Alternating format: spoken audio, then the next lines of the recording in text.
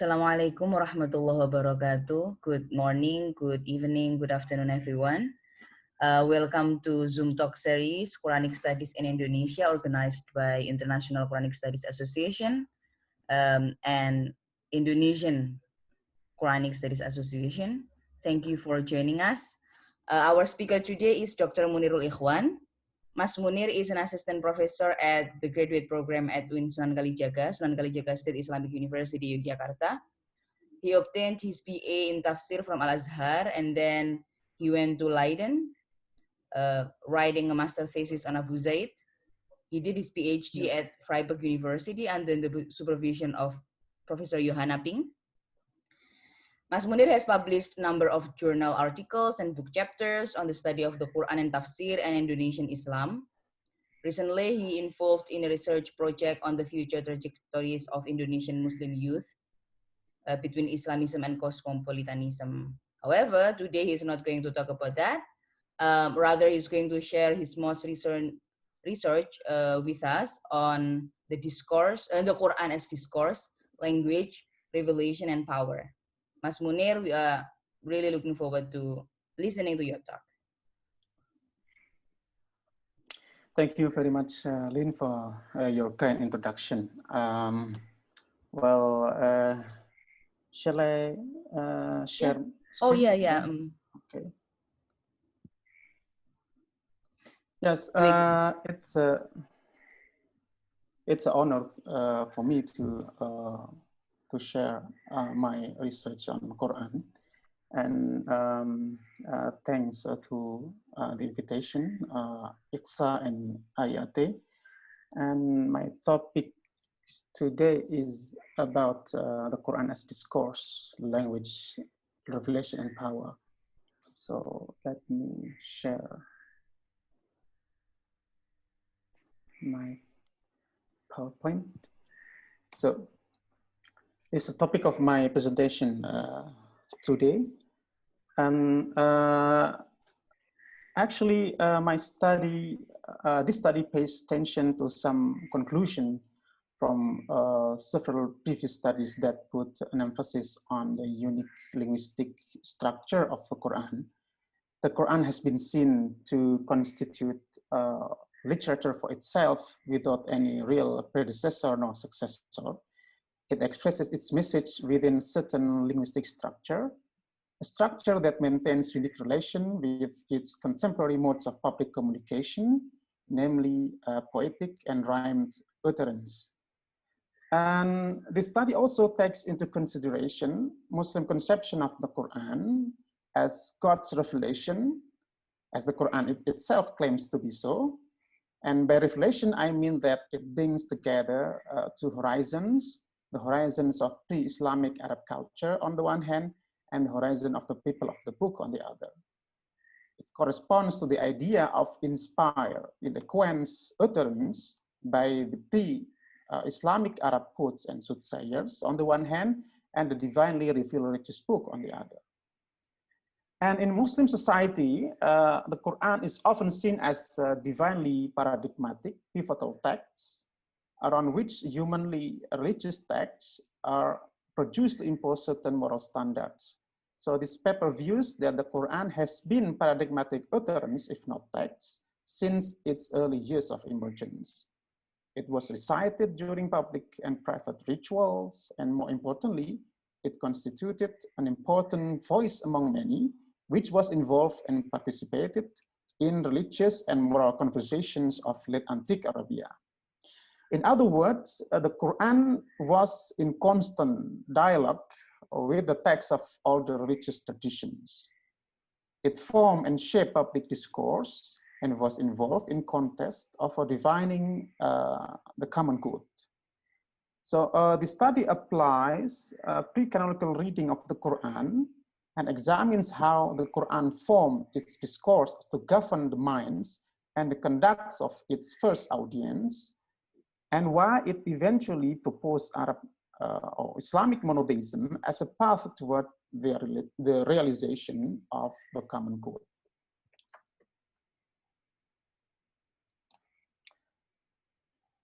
Okay, next.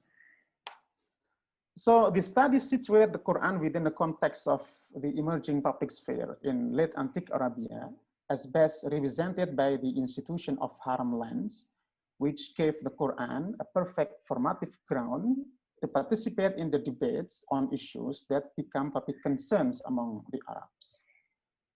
So this is what the context where the Quran was revealed. I do understand that there are some theories, revisionist theories, that put the Quran outside Arabia and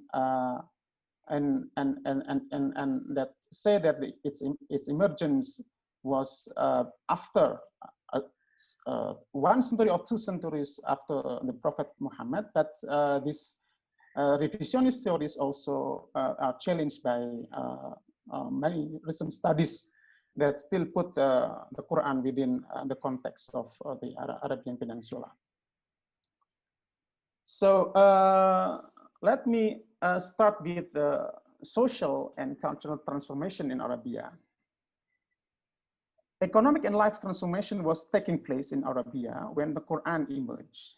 New sedentary communities were formed along with the development of economic conditions in some areas in Arabia. Long before the emergence of Islam, words derived from the root of Arab, Ain Ro'ba, were used to designate the inhabitants of the Arabian desert, particularly the nomads. The Old Testament and all Syrian documents call the Arabs as nomads, who lived in the neighboring areas of Israel and nomadic tribes in the desert around Palestine and northern Sinai. Meanwhile, all inscriptions from South Arabia name the Arabs as the Bedouins of the Arabian Peninsula to distinguish from its sedentary inhabitants. However, when the Quran was revealed, it did not address nomads as often as sedentary communities. Mecca and Medina, which became the main settings for the Quranic revelation, had already been home for sedentary communities. The desert and steppe, which served as the main living place of the Bedouins, played no dominant part in the formation of the Quran. Nevertheless, both cannot totally be neglected from the emergence of Islam, since Mecca and Medina themselves were located in the midst of the desert and steppe. Both cities maintained close economic relations with the nomads and were inhabited by the descendants of the nomads, who to some extent still held many of the culture and habits of their ancestors. And this situation is reflected in the Quran when it came to distinguish between Arab and A'rab. Yeah. Like this verse, Al-A'rabu ashaddu kufran wa nifaqa. So the former, Arab, is often used to designate sedentary Arab inhabitants, while the latter, Arab, is for the Bedouins living around Mecca and Medina. So if the Quran's main audience were those sedentary communities, how this transformation took place then?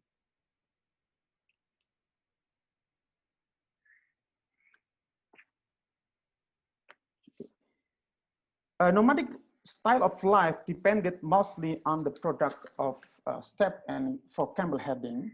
Seasonal changes require that they move from a place to another in search of adequate pastures. Some Bedouins who failed in sheep and camel herding may turn to raid trade caravans coming across their region and offer security service for living. The harsh life condition in the desert gave a special condition to nomadic tribal organization, character, and morality.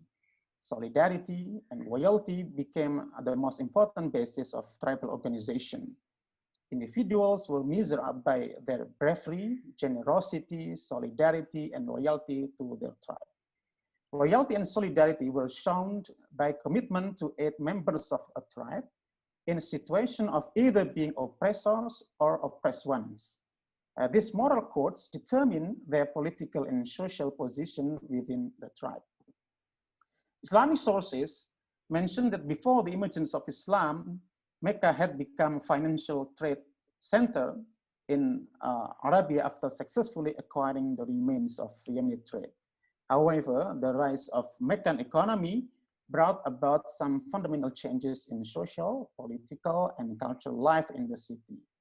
The tribe that used to be the main unit of nomadic social life was gradually replaced by the unit of clan.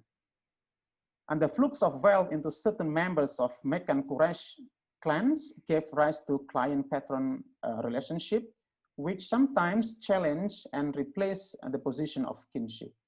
This development stimulated individualism among the Arabs to the extent that orphans, widows, and the poor no longer enjoyed the protection of tribe or clan as they did before.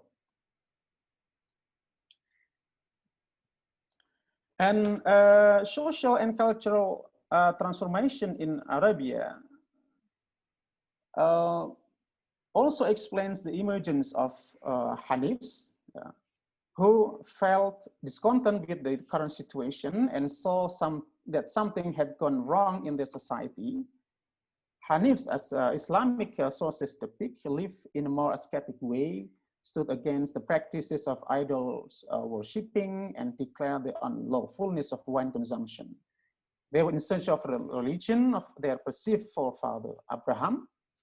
And as Islamic sources mention, only some names who adopted Hanifiyah. And it seems that this phenomenon was new before the coming of Islam. Discourses on social and structural changes had come to the air in the pre-Islamic period, produced by many individuals in different institutional settings. It is in this context that the Quran played its role in producing its own discourse, facilitated by the institution of the Haram spaces in Arabia, which function as the ideal Arabian public sphere. Okay. In pre-Islamic Arabian context, Haram was used to designate sacred areas and times. And until the early 7th century Arabia, there had been several, I'm sorry, it's, okay. There had been several harams in Arabia, like Mecca, Ta'if, Dhul Khalasa, Medina, and Al-Yamama. The first three, Mecca, Ta'if, and Dhul Khalasa, were important destinations for ancient Arab pilgrimage due to the existence of sacred sanctuaries, Ka'bat. Meanwhile, Medina and Al-Yamama were named harams after the Arab leaders, Muhammad and Musaylimah. The relative absence of ancient sanctuaries in both regions suggests that each was designed as a city or principality with its own independent rule. So Haram was known among the Arab as peace area where bloodshed was strongly prohibited, and within Haram area, the Arab tribes used to settle their disputes, discuss their intertribal matters, and harbor their caravans without fear of any interference from others. For them, the violation of Haram's rules was deemed to risk supernatural sanction and retaliation from other Arab tribes. So as long as bloodshed and violence were strongly prohibited within the Haram lands, in which the Quran was revealed, contestation of ideas and discourses would become the only viable medium for various actors to convince the public. So our discussion of Haram does not focus on the status of its sacredness, rather, it focuses on another side of it, its function as a discursive arena and public contestations of opinion from which the common good could be concluded. So the existence of Haram spaces in Arabia marks the development of non-violent culture. Our social, political problems were directed toward deliberative settlements. Public interests were determined by negotiation and contestation of ideas.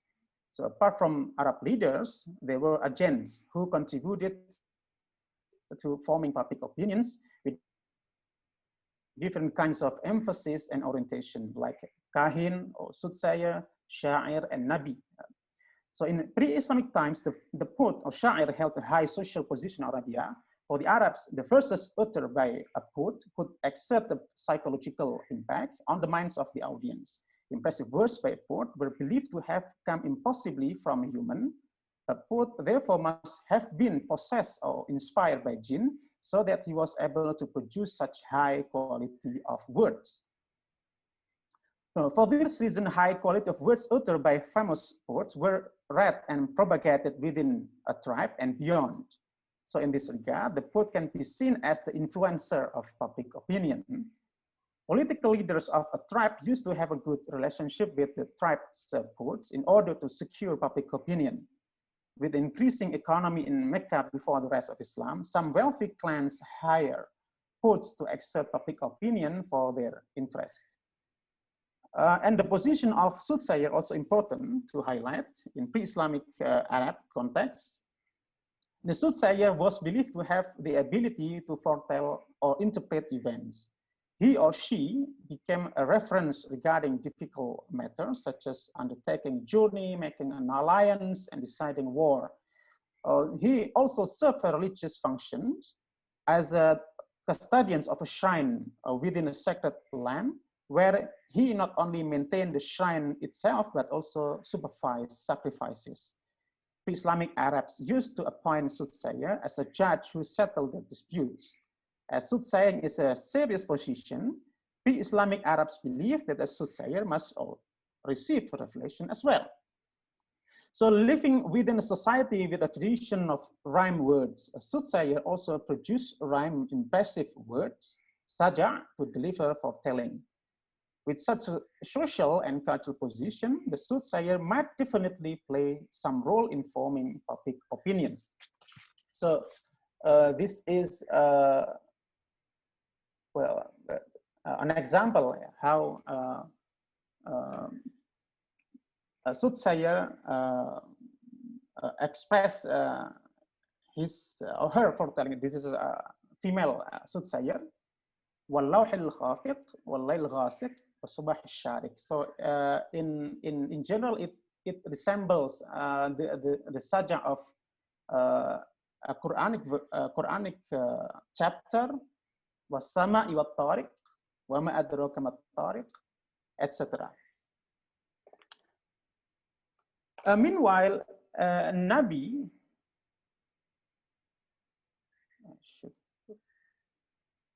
Meanwhile, a Nabi was a new actor in pre-Islamic Arabia. Muhammad, who declared to be a prophet, claimed to receive revelation from a Najin in a metaphysical world. But unlike both a poet or soothsayer who claimed to receive hidden knowledge from jinn, the Prophet Muhammad claimed to receive revelation from God.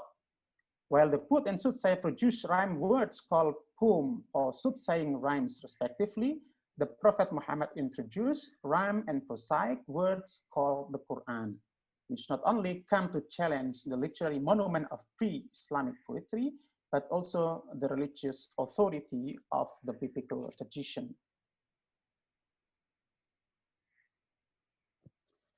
So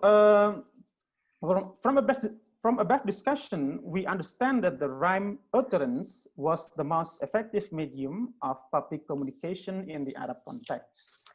The Quran formed a discourse and in many occasions launched a counter discourse against its opponents. Indeed, the Quran did not introduce a totally new discourse or value. Some discourses and values were already in the air. The Quran, in this regard, reinvents the discourse, giving already existing material a particular social and religious significance. As Foucault says, all manifest discourse is secretly based on an already said.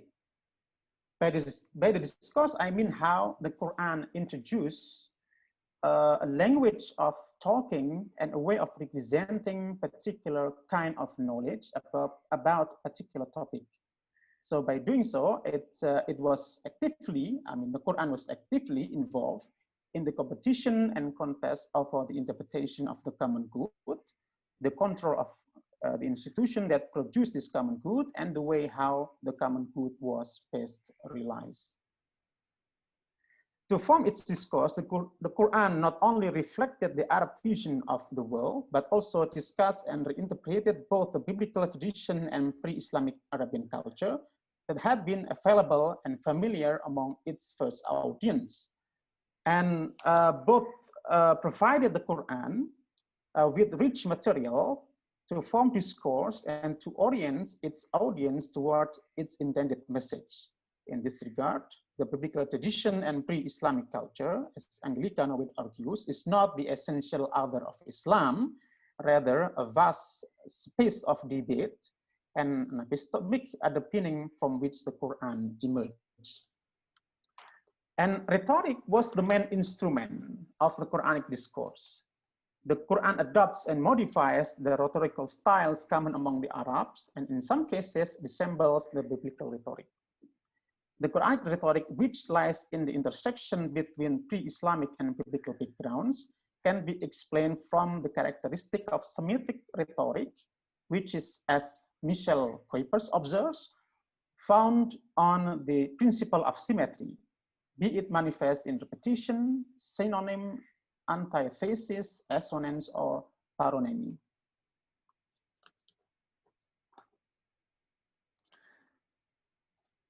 Okay, next. So as mentioned before, the development of the Meccan economy did not satisfy all the elements of the Meccan society. The huge amount of wealth and luxurious goods seem to be in the possession of certain clans who increasingly gain important social control within society. Accordingly, the pre-Islamic Meccan society became more stratified.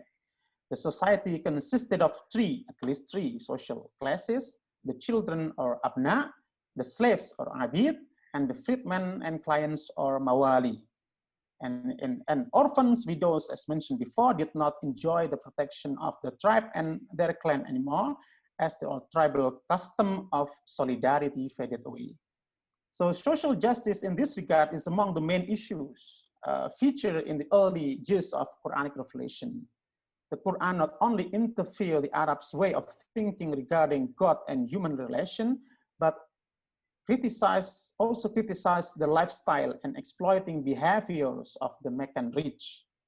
I think Surat Al-Balad is probably a good example how the Quran addressed the problem encountered by the less fortunate element within the Meccan society, and criticized the corrupt behaviors of the rich. And as typically early Meccan surah, Surat Al-Balad starts with a note by the city of Mecca, Al-Balad, which was very central in social, political, and economic life of the Quraysh. So we can see here in verse 11 how the Quran criticizes the rich because they did not want to choose a difficult path. What is the difficult path here? It is freeing a slave, or feeding an orphan or a needy, etc. So it's the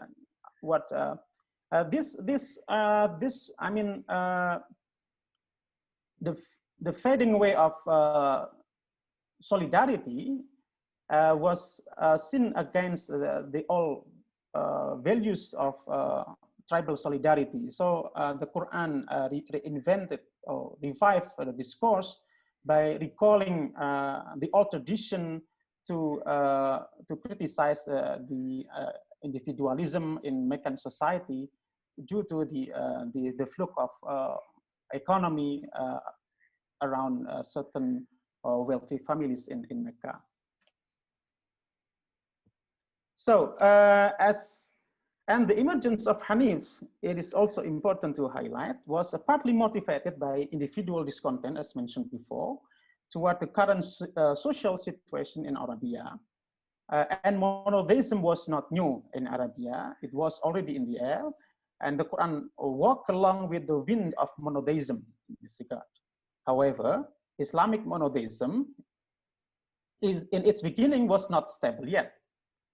The satanic verses, or most commonly called Qissat al-Gharani, the story of the cranes in Islamic tradition, is an illustration of how a new path of monotheism was not firm yet, but ready to make some concession due to the pressure of the Quran's opponents. These verses praise the pagan, tilkal gharani qul ula wa inna shafa'atahunna la turja.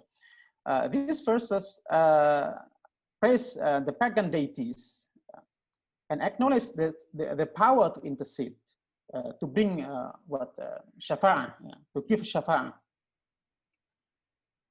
And Islamic literature mentions that when the Quraysh heard them pronounced by the Prophet, they turned to be very pleased. So they eased the pressure. By doing so, the Prophet appeared to compromise divinity with that of the Quraysh, which deviates from the ideas of absolute unity of the one God, or Tawheed. But after some time, when it was realized that such compromise did nothing good for the sake of the Prophet's faith, another revelation came to abrogate it. And Muslim scholars do not recognize the satanic verses as part of the Quran. Rather, it was Satan who interposed something toward the Prophet's desire. Nevertheless, whether we accept or reject this story, we must take into account the fact that these verses was pronounced by the Prophet as understood by the Quran's first audience and early Muslims. Shah Ahmad did very interesting research on satanic verses. Bewildered with the Prophet's concept of God, the Arab disputed him about the characteristic of his God. So here, the Quran came with the Surah Al-Ikhlas, which emphasized the characters of the oneness of God. So, Qul huwallahu ahad, say he is God who is one. Allahu samad, God is the eternal refugee. Lam yalid wa lam yulad, he neither begets nor is begotten. Walam yakul lahu kufuwan ahad, nor is there to him any equivalent. But later, from this standpoint, later the Quran was ready to come with an anti-Jahiliyah discourse, attacking Arab barbarism and pagandom, like these verses. فَحُكْمَ الْجَاهِلِيَّةِ يَبْغُونَ. Then it is the judgment of ignorance, the desire, and also the Quran affirm that Islamic monotheism is neither Jewish nor Christian, but the faith of Abraham. Like this verse in Al-Baqarah, Kunu hudan aw nasara tahtadu bal millata Ibrahim. So be Jews or Christian, you will be guided. Say rather, we follow the religion of Abraham. So clear affiliation to the Abraham's faith seems to suggest that Islamic monotheism excel either Jewish or Christian monotheism on the one hand, and revive the discourse about the Arab connection with Abraham, who was believed to be the founder of the Meccan Kaaba on the one hand. This belief was already existed beneath the cultural memory of the Arabs. So to conclude, I think the Arab pagans debated Islamic monotheism as something not reflecting the faith of their forebears, which the Quran creatively refuted it using their common culture memory. The Prophet Muhammad might have his own mission with regard to Islamic monotheism, but we need to mention that monotheism was the religion of the world empires at the time, the Byzantine and the Sasanian. And the Arabs, when they look at Byzantine and Sasanian peoples, they look at them as more developed societies. So it becomes natural if a less developed society was willing to adopt certain ways of life and cultural imagination from more developed societies. But what we can see from the emergence of Islamic monotheism in Arabia is that the Arab adoption of monotheism took place in constant processes of negotiation and debates, which led to the incorporation of cultural elements and rituals rooted in the Arabian culture into the construction of this new monotheism. So the Arabs did not want to adopt monotheism by, for example, totally embracing Judaism or Christianity or Zoroaster, since monotheism was open to the air. So it was the Arabs who debated and contributed to a formation of monotheism that fit their cultural imagination and backgrounds. And reading the Quran as discourse opens a prospect of reading it through the lens of what Jürgen Habermas calls communicative action. The eloquent language of the Quran constitutes a medium for coordinating action when engaging debates with its interlocutors.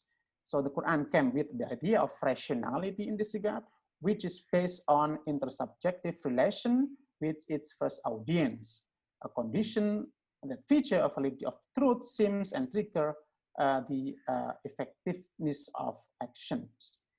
I think that is my presentation. Thank you very much for your attention.